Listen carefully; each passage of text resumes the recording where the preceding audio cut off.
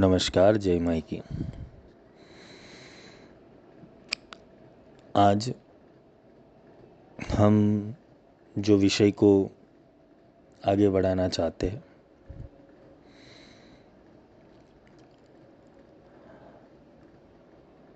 शिव का संकल्प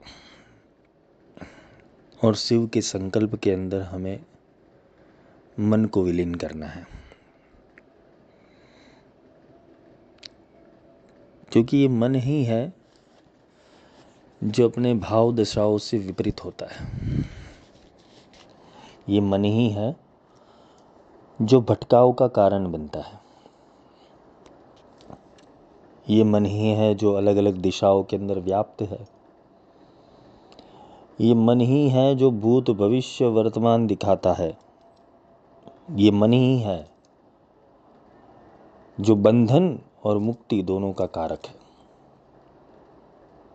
अगर हम समझने जाए तो मन के अलावा मनुष्य, मन से ही मनुष्य शब्द पड़ा है। मनीषी, मुनि, ये शब्द मन से ही आए हुए हैं। शायद मन इतना गहरा विषय है कि मन स्वयं परमात्मा है। अगर वो परमात्मा जैसे गुणधर्म धारण करता है तो परमात्मा वही है, और अगर वो असुर जैसे गुण धारण करता है तो मन ही असुर है। वो देवता जैसे गुणधर्म धारण करता है तो वो देवता है, और वो जब मनुष्य जैसे गुणधर्म धारण करता है तो मनुष्य है, और पशु जैसे गुणधर्म धारण करता है तो वो पशु है। माया, प्रकृति और पुरुष। प्रकृति ही माया है, माया ही प्रकृति है, और ये दोनों के तत्व के अंदर प्रकृति का अर्थ है कि जो नश्वर है और व्याप्त है, और माया का अर्थ होता है कि जो तुम देख रहे हो, सोच रहे हो, समझ रहे हो, जो महसूस कर रहे हो, वो माया के अतिरिक्त कुछ नहीं है, क्योंकि वो मन और इंद्रिय द्वारा प्रेरित है। तन में मन शिव संकल्पमस्तु। तो हे मेरा मन, तू कल्याणकारी संकल्पों वाला बन। हमने आगे के 2 लेक्चर में समझा कि मन को कहाँ कहाँ से मोड़ना है और मोड़कर कहाँ पर उसे विलीन करना है। मन को ही आत्मा आकार देना है, क्योंकि मन ही भटकाव का कारण है। तुम्हारे अंदर जो दूसरा तत्व प्रकट हो गया वो मन है।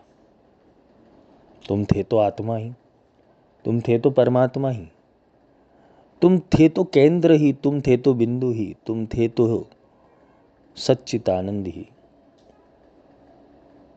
पर ये मन ने तुम्हें घुमा दिया। तो तुम तो अपनी जगह पे स्थिर ही हो। अयम आत्म ब्रह्म, वेद कहता है अयम आत्म ब्रह्म। वेद सूत्र कहता है आत्मा ब्रह्म है, ब्रह्म अविनाशी है। पर वो अविनाशी ब्रह्म की जब परिकल्पना हुई, उससे उत्पत्ति होकर एक छाया पुरुष बना।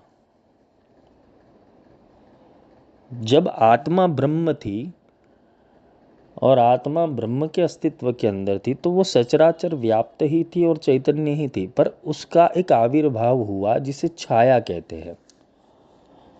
और वो छाया ने अपने हिसाब की सृष्टि की रचना की। ये सृष्टि की रचना का जो समय काल है उसे कल्प कहते हैं। ये कल्प की गणना तुमने शायद समय की गणना के अंदर या गीता के अभ्यास के अंदर या काल के गणना के अंदर तुम्हें कल्प नाम का शब्द समझा होगा। कल्प ब्रह्मा का समय सूचकता का शब्द है, और ये कल्प से ही कल्पना बनी, इमेजिनेशन। ये बहुत गहराई में ले जा रहा हूँ। अगर तुम्हारा तर्क दौड़ गया तो तुम पहुंच जाओगे आत्मा के बिंदु तक।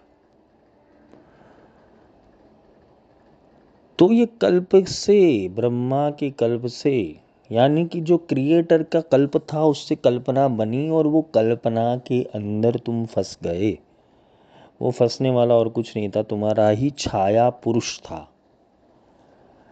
आत्मा अलग है, मन अलग है, मन भी भगवान है और आत्मा परम तत्व परमात्मा है। क्योंकि इस सृष्टि के अंदर जो भी सिद्धियां है, इस सृष्टि के अंदर जो भी शक्तियां है, इस सृष्टि के अंदर जो भी चेतनाएं है, वो मन से चलने वाली है। अगर प्रकृति परा रहस्य को समझने जाए तो आ कीट ब्रह्म जननी, जो कीट को भी पैदा करती है, ब्रह्मा को भी पैदा करती है, वो वैसी माया है। और वो माया को तुम पकड़ नहीं पाओगे, क्योंकि माया अत्र तत्र सर्वत्र है। और पुरुष कहाँ बंधा हुआ है? अपनी प्रकृति के अंदर। प्रकृति कहाँ बंधी हुई है? छाया के अंदर। छाया यानी एक ड्युअलिटी सिस्टम के अंदर। जब तुम्हारे लिए परमात्मा एक अलग अस्तित्व हो जाता है, तुम्हारे लिए परमात्मा कोई दूसरा तत्व है, तब तक तुम परमात्मा के मूल स्वरूप के अंदर आ नहीं पाओगे, ना आत्मा के मूल स्वरूप में आ पाओगे, ना ये सृष्टिकर्ता को पहचान पाओगे। क्योंकि सृष्टिकर्ता ने तो सृष्टि की रचना कर दी, उसने अपने दूत भेजे, अपने मैसेंजर भेजे, अपने ही धर्म की स्थापना की। अलग अलग धर्म, अलग अलग संप्रदाय, अलग अलग मार्ग, अलग अलग मत मतांतर, ये सबकी रचना हो गई, पर कोई मूल तत्व तक नहीं जा पाया। इसका कारण यही मात्र था कि छाया पुरुष एक्टिवेट है, और छाया पुरुष की जो शक्ति है वो माया है, उसे प्रकृति कहते हैं। और प्रकृति ही ब्रह्मा को पैदा करती ही, प्रकृति ही कीट को पैदा करती है। आ कीट ब्रह्म जननी, ललिता सहस्त्र नाम के अंदर आता है ये। वो कीट पतंग, ब्रह्मा, विष्णु, महेश्वर, शंकर, शिव अवतार, तीर्थंकर, योगी, मुनि, तपस्वी, जोगी, घोर अघोर, सब उसने पैदा किया हुआ है। और वो शून्य बनकर बैठा हुआ है, यानी कि काल बनकर बैठा हुआ है, और काल ने ही सबको ग्रसित करके रखा हुआ है। सोचो, परमात्मा को तुम्हें पैदा करने का कारण क्या होगा और तुम्हारी मृत्यु का कारण क्या होगा? अगर परमात्मा तुम्हें सच में प्रेम कर रहा है, परमात्मा तुम्हें सच में अपना मान रहा है, तो वो तुम्हें ये जन्म और मृत्यु के चक्र में डालेगा ही क्यों? बंधन और मोक्ष के चक्र में डालेगा ही क्यों? ये डालने वाली जो घटना होगी वो परमात्मा नहीं कर पाएगा। तुम ये सृष्टि को देख लो, यहाँ जितने पाप होते वहाँ कहीं नहीं होते। जो शायद एलियन के ग्रहों के ऊपर भी इतने पाप नहीं होते जितने ये पृथ्वी लोक के ऊपर होते। तो क्या इसका कर्ता परमात्मा है? जब तुम किसी तीर्थ के ऊपर जाते हो, तीर्थ के अंदर भूकंप आता है, प्रलय आ जाता है, लैंडस्केपिंग होता है, वहाँ किसी कार का अकस्मात हो जाता है, बस का अकस्मात हो जाए, ट्रेन की दुर्घटना हो जाती है, कहीं उल्का वर्षा हो जाती है, कहीं बर्फ गिर जाता है, कहीं अतिवृष्टि होती है, कहीं अनावृष्टि हो जाती है, तो क्या वहाँ परमात्मा नहीं है?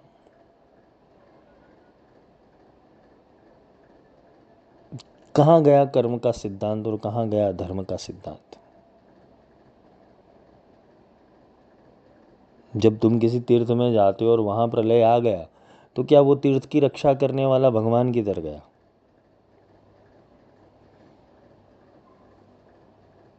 कोई केदारनाथ यात्रा कर रहा है, कोई अमरनाथ यात्रा कर रहा है, वहाँ लैंडस्केपिंग हो जाता है, आतंकवाद घुस जाता है, वहाँ परमात्मा कहाँ गया? एक छोटे बच्चे की हत्या हो जाती है, कोई तो गर्भ में ही मर जाता है, किसी का अकस्मात हो जाता है, किसी को लूला, लंगड़ा, अंधा, बहरा पैदा होना पड़ता है। क्या परमात्मा इतना क्रूर हो सकता है? तुम्हें महात्मा, संत, बड़े बड़े विद्वान, ज्योतिषी तुम्हें कर्म की घटना कह देंगे, ये कर्म है।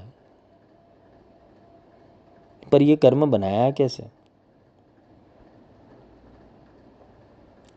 अगर गलती हुई तो गलती हुई कैसे?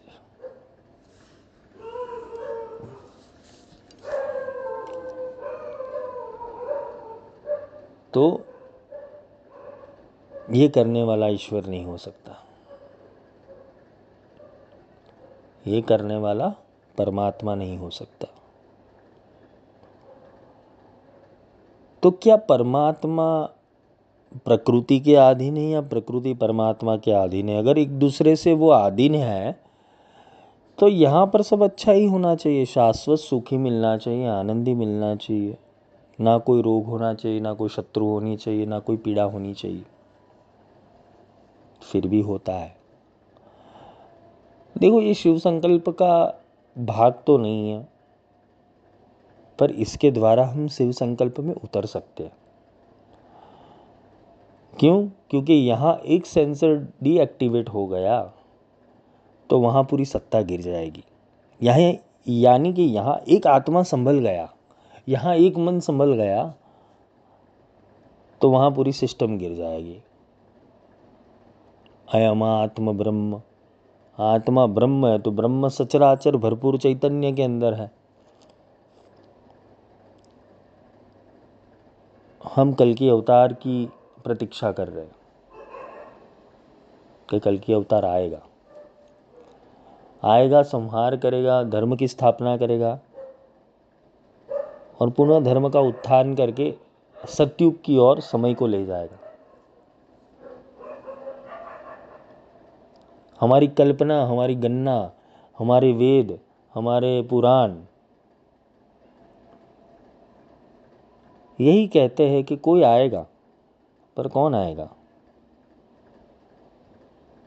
और जो आकर तुम में बैठा है वो कौन है? जो आकर तुम में बैठा है, तुम में समझ रहा है, तुम्हें सोच लगा रहा है या तुम्हें भ्रमित भी कर रहा है, तो वो कौन है? देखो, ये प्रश्न इसलिए ज़रूरी है और ये प्रश्न इसलिए भी दे रहा हूं तुम्हें कि तुम इसके ऊपर चिंतन लगाओ, क्योंकि तीसरा श्लोक समझने के लिए तुम्हें ये सारी चीज़ें भी समझनी पड़ेगी।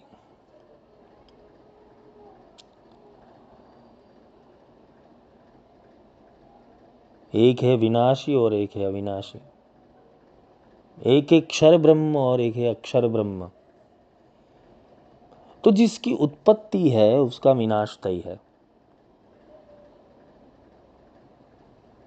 चाहे वो शरीर में हो, चाहे क्षेत्र में हो,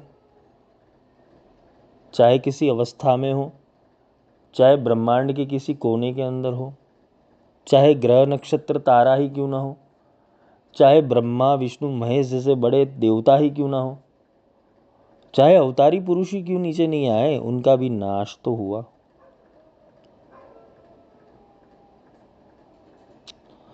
तो नाश कौन हो गया? चला कौन गया? रह कौन गया और चला कौन गया? पंच तत्व रह गए। इसलिए अंतिम संस्कार होता है, शरीर चला जाता है, नश्वर है, मृत्यु हो जाती है।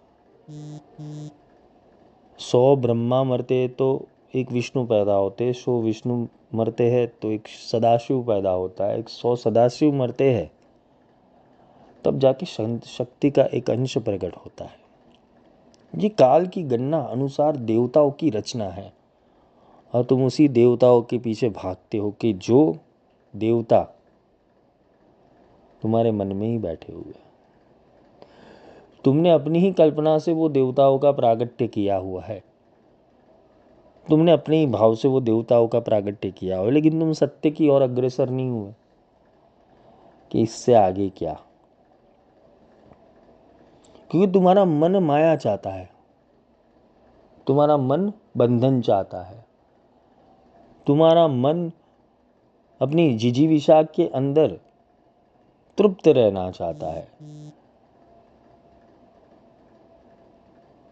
और इसी के लिए वो विनाशी तत्व की ओर आगे बढ़ता है, जिसे गीता के अंदर क्षर पुरुष बोला गया है।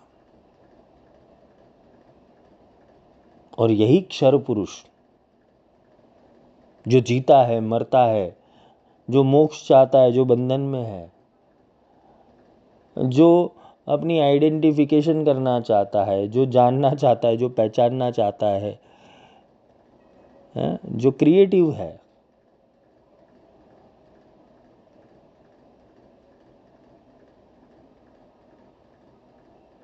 चाहे वो ध्यान भी क्यों नहीं चाहता, चाहे वो तपिक भी क्यों नहीं चाहता, चाहे वो योग भी क्यों नहीं चाहता, चाहे वो समाधि भी क्यों नहीं चाहता, चाहे वो सिद्धि भी क्यों नहीं चाहता, क्या सच में तुम्हारे साथ आने वाले हैं?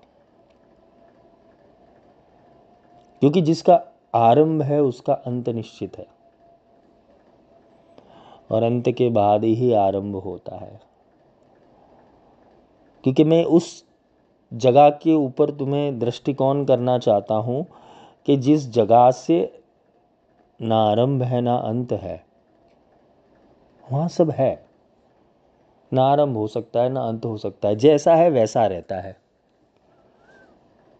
उसके प्रतीकात्मक स्वरूप रूप से भगवान सूर्य है, पवन है, अग्नि है, वायु है, जल है, पृथ्वी है, वो प्रतीकात्मक स्वरूप है। और ये सब बना है एक ही तत्व से। शायद तुम एक प्रोग्रामिंग के अंदर जी रहे हो, शायद तुम किसी के स्वप्न में जी रहे हो, क्योंकि तुम्हारे ब्रह्मांड का संचालन करने वाला नारायण तो सो ही रहा है। वो अपनी स्वप्न अवस्था के अंदर अनेकों ब्रह्मांड, अनेकों पृथ्वियां बनाता रहता है, पर तुम क्यों फंसे हुए हो? क्योंकि तुम्हारी चेतना वहां तक नहीं गई। वो चेतना इसलिए नहीं जाती क्योंकि तुम क्षर पुरुष के अंदर आते हो, तुम छाया पुरुष के अंदर आते हो।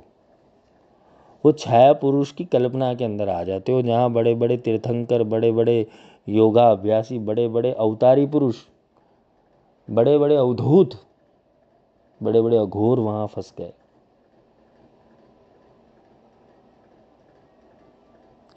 और जो कहीं नहीं फंसता, जो सबको छोड़कर निरालंब राम है सबसे न्यारा, जो सबका आधार छोड़कर एक जगह के ऊपर बैठ गया है, वही आत्मा अविनाशी तत्व को प्रकट कर सकता है।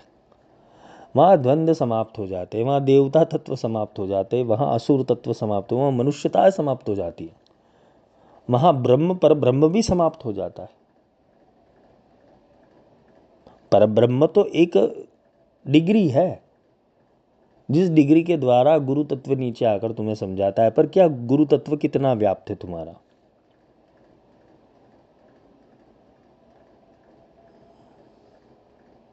जाप मरे अजपा मरे अनहद भी मिट जाए, कहे कबीर उस पल को कोई कल्प ना पाए।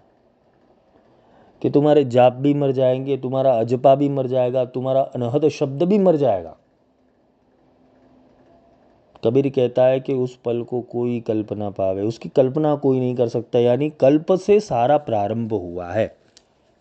इसका अर्थ अगर समझने जाए तो वही होता है कि कल्प जेती मन की कल्पना काल कहावे सोए। जो जो मन कल्पना कर सकता है वो काल ही है, और जो आत्मा के परे है, जो बुद्धि से परे है, जो मन से परे है, वही परमात्मा तत्व है। वही शुद्ध चित्त, शुद्ध चित्त, सत्य चित्त और आनंद स्वरूप है। उसे ही सच्चिदानंद ब्रह्म कहते हैं, उसे ही अक्षर ब्रह्म कहते हैं। अक्षर और क्षर, एक क्षर ब्रह्म है जिसने पृथ्वी की रचना की, सृष्टि की रचना की, पंच तत्वों की रचना की, जिसने सारे मनुष्य को अलग अलग विभिन्न रूपों के अंदर डाल दिया, अलग अलग शरीर बनाया, अलग अलग डीएनए बनाया, अलग अलग भाषाएं बनाई, अलग अलग धर्म बनाए, अलग अलग पंथ बनाए, अलग अलग संप्रदाय बनाए। ये क्षर पुरुष ने अपनी रचना की। नहीं तो सोचो कि इस्लाम कितना पुराना है, क्रिश्चियनिटी कितनी पुरानी है, सनातन धर्म कितना पुराना है। चलो सनातन धर्म भी खत्म हो जाएगा टाइम बैंड के ऊपर, उससे पहले कौन सा धर्म रहेगा? सनातन का अर्थ तो यही होता है कि जो सत्य है, जो चलता आ रहा है, पर उससे पहले कौन सा धर्म था। मैं तुम्हें ब्रह्मांड के उस छोर के ऊपर ले जा रहा हूं कि जहां कुछ भी नहीं है, जहां प्रथम स्पंदन की घटना है, और प्रथम स्पंदन के ऊपर सब समान है, सब एक है, सब अविनाशी है, विनाश नहीं होता। जब तुम्हें आत्मा का साक्षात्कार हो जाएगा, जब तुम आत्मा की दृढ़ता के अंदर उतर जाओगे, तब तुम अपनी चेतना को इतना तो लक्ष्य दे ही सकते हो कि मैं मरने वाला नहीं हूं, मैं सिर्फ शरीर हूं, मैं इंद्रिय हूं, मैं मन हूं, मैं बुद्धि हूं, मैं चित्त हूं, मैं अहंकार हूं। तुम्हें इतनी संज्ञा तो तुम्हारे अंदर आ ही जाएगी, तुम इतने तो जीवित हो ही जाओगे, तुम इतने तो सचेत हो ही जाओगे, तुम इतने तो जागरूक हो ही जाओगे कि जहां ऊपर ये सारे द्वंद्व समाप्त हो जाएंगे।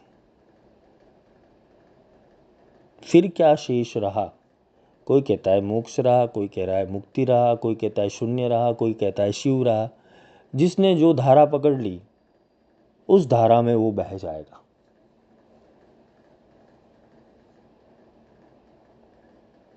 किसी ने शिव को पकड़ लिया, किसी ने महाविद्या को पकड़ ली, किसी ने देवता को पकड़ लिया, किसी ने गुरु को पकड़ लिया। वो धारा में तुम बह जाओगे। क्या वही तुम्हारा अंत हो जाएगा? नहीं, वो शुरुआत होगी तुम्हारी।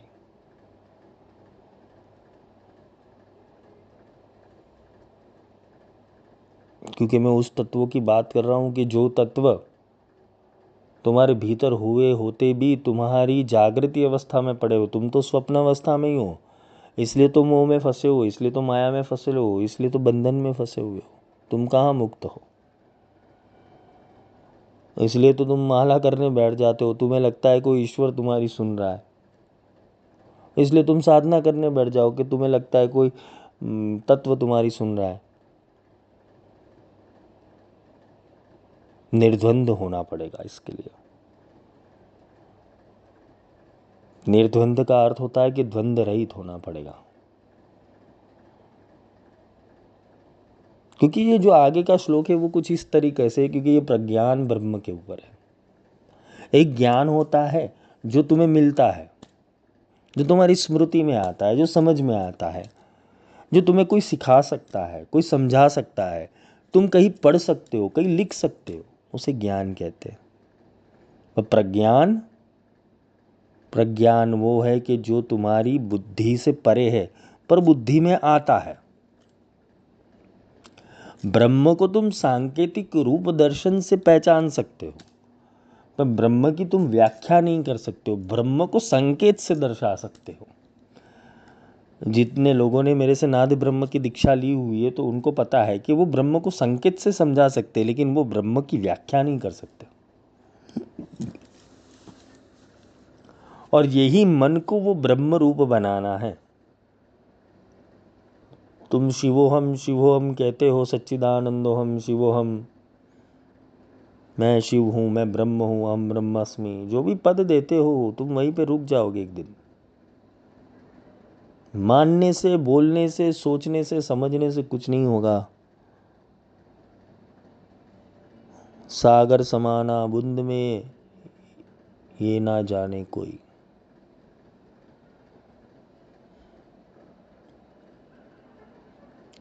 नीचा हो सो खूब पिए, भर पिए, ऊंचा प्यास आ जाए। जिसने अपने अहंकार का त्याग कर लिया है, वही ज्ञान को प्राप्त कर सकता है। जिसने अपने ईगो और अहंकार को, मैं कुछ जानता हूँ, मैं कुछ समझता हूँ, मैंने ये उपाधि ले ली, मैंने वो उपाधि ले ली, समझ लेना अभी तक ज्ञान उसके अंदर संचित नहीं हुआ है। क्योंकि तुमने जितना जाना है वो पृथ्वी तक ही सीमित है, पृथ्वी के बाहर नहीं जान पाओगे। और ये तो जम्बू द्वीप है, कुछ अंश मात्र है। यहाँ तो काल की रचना चलती है, काल की गणना चलती है, और यहाँ का देवता महाकाल है।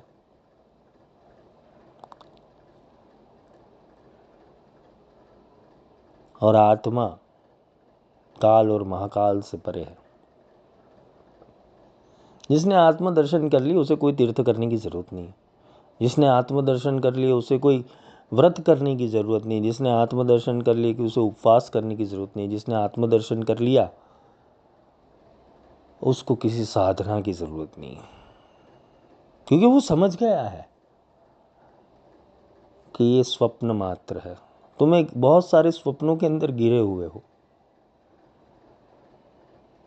एक तो जागृत स्वप्न कि जो तुम अभी जी रहे हो वो भी स्वप्न है, फिर तुम जब मन के अंदर जाते हो और कुछ दृश्य देखते हो, कल्पना देखते हो, वो भी स्वप्न है।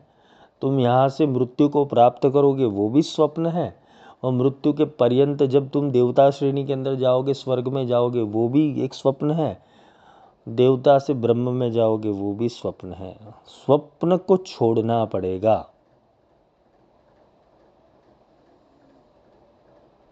और स्वप्न को छोड़ते छोड़ते छोड़ते एक दिन तुम पाओगे कि तुमसे ही सब शुरू हुआ था, तुम में ही सब खत्म हो जाएगा। तो जो शुरू हुआ उस स्थिति के अंदर तुम आत्मा थे, तुम परमात्मा थे, तुम ब्रह्म थे। और जब खत्म होगा, वो खत्म कौन कर रहा है? वो मन कर रहा है। वो मन को ही वापस लाना है और उसको शुभ संकल्पों वाला बनाना है। तो यहाँ पर श्लोक क्या कहता है, ऋषि क्या कहते हैं? यत प्रज्ञानमुत चेतो द्रुतिश्च यजोतिरन्तमृतः प्रजासु यस्मान् ऋते किंचन कर्म क्रियते तन्मे मन शिव संकल्पमस्तु। जो मन यानी कि प्रज्ञान ब्रह्म भी उतरना चाहेगा तो मन के आधार पर उतरेगा। हम ब्रह्मास्मि भी उतरना चाहेगा तो मन के आधार पर उतरेगा, क्योंकि मन के अंदर ही क्षमता है उसे जानने की, उसे पहचानने की, क्योंकि मन उसे जानता है। मन आत्मा को जानता है पर तुम्हें जानने नहीं देगा। मन ब्रह्म को जानता है पर वो तुम्हें जानने देगा। मन परमात्मा को जानता है पर तुम्हें जानने नहीं देगा। यही मन को बोध करवाना है, मन की स्मृति जागृत करनी है। जो मन ने इतने सालों से तुम्हारी बैंड बजाई हुई है वो मन को जागृत करना है। वही मन को धीमहि के रास्ते के ऊपर ले जाना है। वही मन को ब्रह्म अवस्था में ले जाना है, क्योंकि विसर्जन मन का होगा। समझ लेना, विसर्जन मन का होगा। आत्मा तो अपनी जगह पे स्थिति है, वो ना वहाँ से हिलती है ना मरती है। ना भगवान कृष्ण ने समझाया ना कि नैनम छिंदन्ति शस्त्राणि नैनम दहति पावक। ना उसे शस्त्र छेद सकते हैं, ना उसे अग्नि जला सकती है, ना वायु उसे सुखा सकता है, ना पानी उसे भिगो सकता है। नैनम छिंदन्ति शस्त्राणि, वो शस्त्र से कभी नहीं मरता, यानी वो किसी भी चीज़ से मरता नहीं है, वो आत्मा है। और उसे जानने के लिए तुम्हें मन का आधार लेना पड़ेगा, इसलिए मन से मैत्री करनी पड़ेगी। योगियों के लिए ये मन ही मित्र है और मन ही शत्रु है। कृष्ण ने समझाया, ये मन ही मित्र है अर्जुन, ये मन ही शत्रु है। ये मन को काम पे लगाना पड़ेगा, नहीं तो ये मन तुम्हें काम पे लगा देगा। जो मन प्रज्ञान स्वरूप, प्रज्ञान का अर्थ होता है जो विशेष ज्ञान को उत्पन्न करने वाला है। ये मन भी विशेष ज्ञान को उत्पन्न करना है। अगर मन नहीं होता तो आविष्कार नहीं होते, ना ज्ञान होता ना विज्ञान होता। जो पदार्थों को प्रकाशित करने वाला है, यद ज्योतिरंतम मृतम प्रजासु, जो पदार्थों को प्रकाशित करने वाला है, यानी कि जो तत्व को भी प्रकाशित करता है वो मन ही है। मन से ही तुम समझ पाओगे। और ये मन अगर सीधी लाइन के अंदर नहीं चला,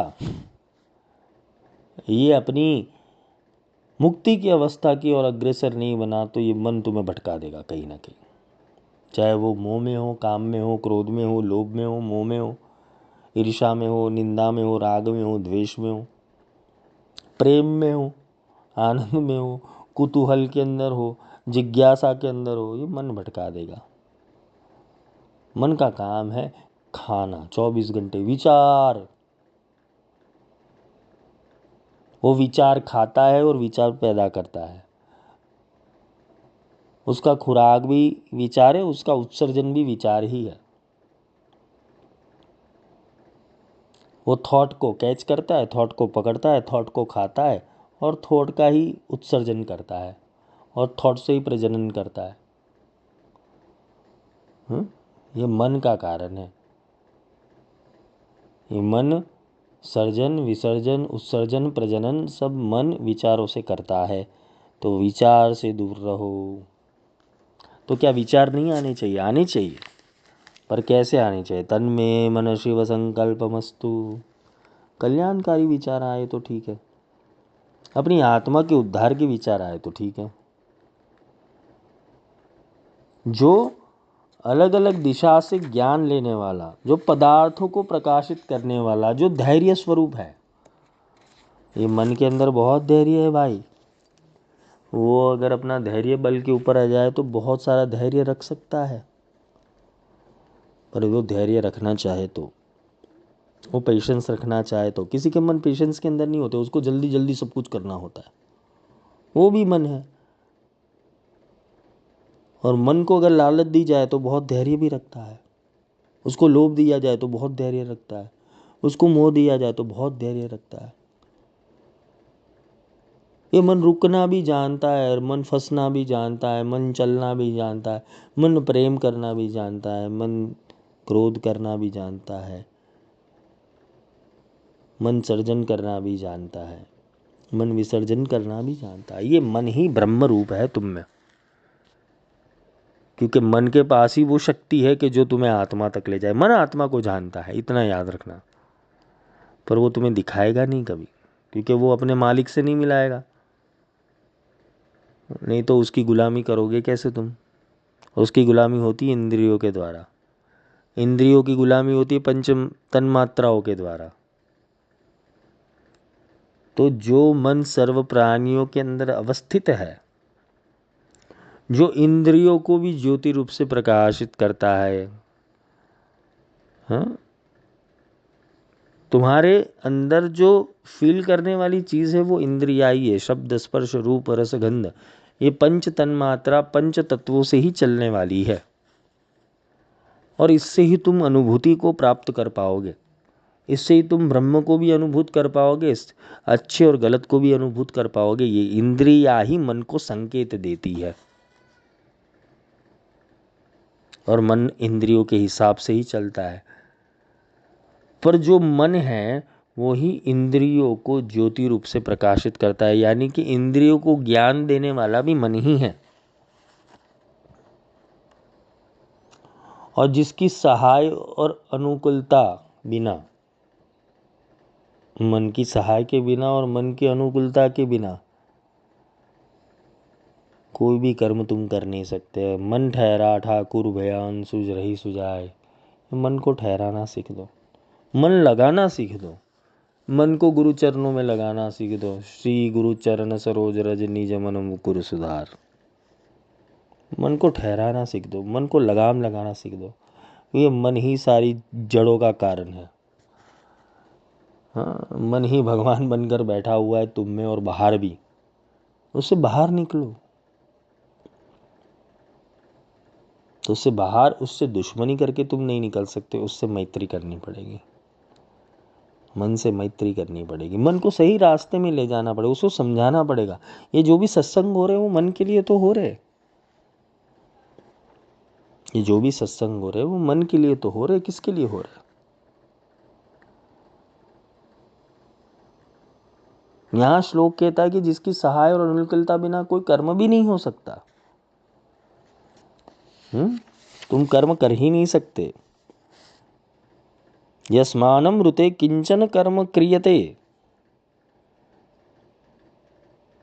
उसकी अनुकूलता के बिना तुम कोई भी कर्म नहीं कर सकते। तो ऐसा मन, शिव संकल्प, तन्मे मन शिव संकल्पमस्तु, वो कल्याणकारी संकल्पों वाला बने। ये मन को मोड़ना है, मन को कल्याण के रास्ते के ऊपर ले जाना है, मन को निर्द्वंद्वता की ओर ले जाना है, मन को शांति की ओर ले जाना है, मन को प्रबुद्ध अवस्था के अंदर ले जाना है, मन को बुद्धत्व के अंदर ले जाना है, मन को ज्ञान में ले जाना है। मन को शांति में ले जाना है, मन को आनंद में ले जाना है, मन को अविनाशी में ले जाना है, मन को निर्भयता में ले जाना है। ये मन के पैटर्न तुम्हें बदलने पड़ेंगे। और यही मन को केंद्रित करने के लिए भगवान शिव का आसरा लिया गया है। तन्मे मन शिव संकल्पमस्तु के, हे मन तू शिव को समर्पित हो जा और शिव के संकल्प अनुसार हो जा। तन्मे मन शिव संकल्पमस्तु। तो जो तीसरे श्लोक की व्याख्या थी वो इतनी थी। कल हम चौथा श्लोक लेंगे, फिर पांचवा, फिर छठवा। तो शिव संकल्प से तुम इतना समझ सकते हो कि मन को कहाँ कहाँ घेरना है, कहाँ कहाँ उस पर लगाम लगानी है। पाश अंकुश धारिणम, गणपति बन जाना पड़ेगा, चूहे के ऊपर बैठ जाना पड़ेगा। चूहा ही मन है, उसके ऊपर बैठ जाओ। सिद्धि और बुद्धि दोनों का प्रयोग करो। सिद्धि यानी स्किल और बुद्धि यानी तुम्हारा तर्क, वो दोनों तुम्हारे पास रखो और बैठ जाओ चूहे के ऊपर। तो फिर चूहा कंट्रोल में आ जाएगा।